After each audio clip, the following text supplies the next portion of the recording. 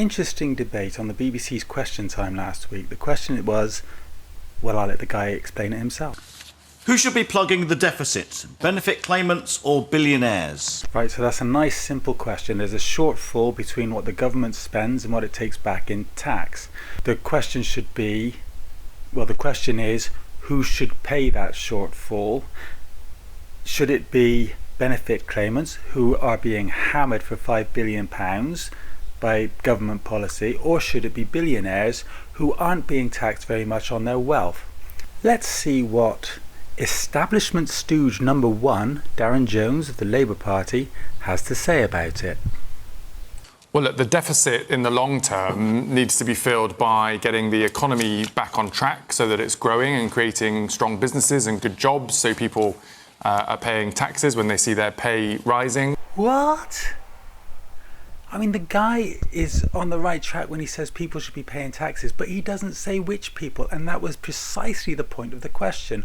Which people should be paying for this deficit to be filled?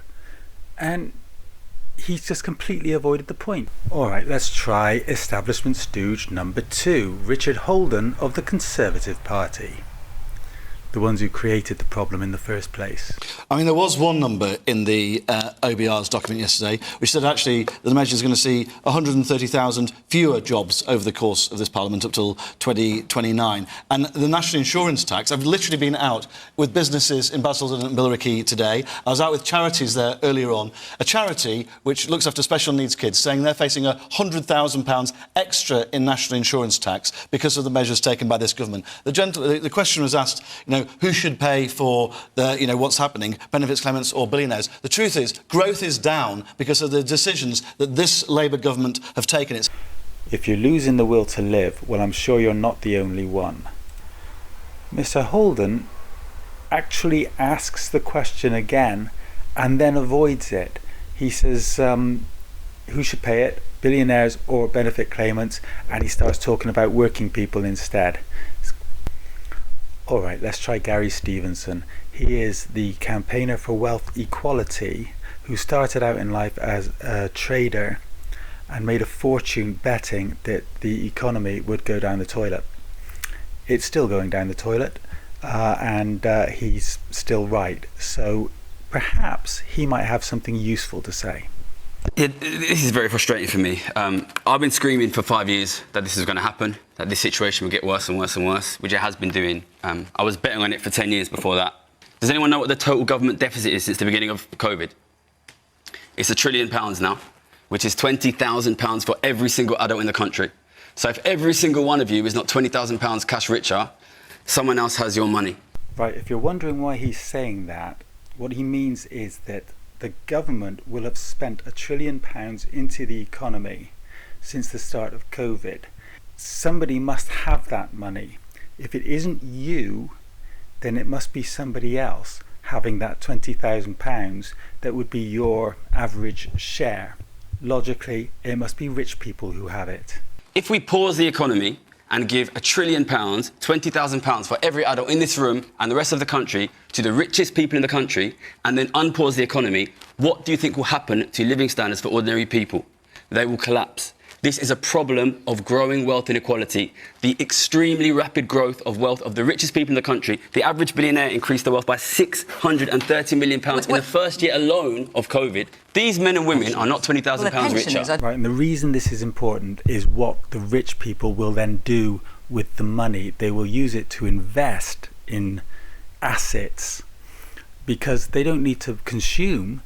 They've got money for that. They don't need it. So this excess cash, they will invest in assets, which means they will take things away from ordinary people. I'm talking about your house, basically, among other things. That would increase the inequality in wealth. You would have less money with which to buy things that you need simply to survive. And as this goes on, of course, you end up with nothing. We have to shift the tax system. We have a tax system which taxes ordinary working people 30, 40, 50, 60%, while people like the Duke of Westminster can inherit £10 billion and pay nothing.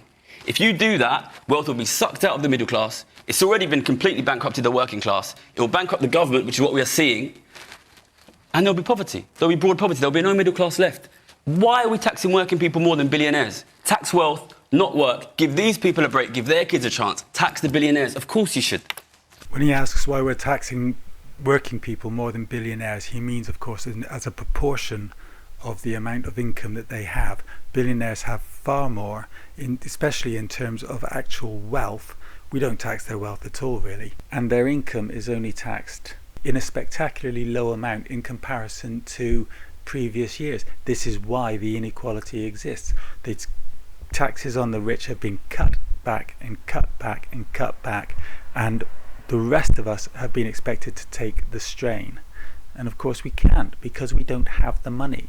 The rich have all the money, and that is why Gary is saying that billionaires should be filling the deficit and not the extremely poor benefit claimants, people who have disabilities. The government doesn't seem to understand that, because the government is full of rich people, isn't it? That's all for now. If you're as annoyed about this as I am, feel free to like, comment and subscribe, and you will hear me in the next one.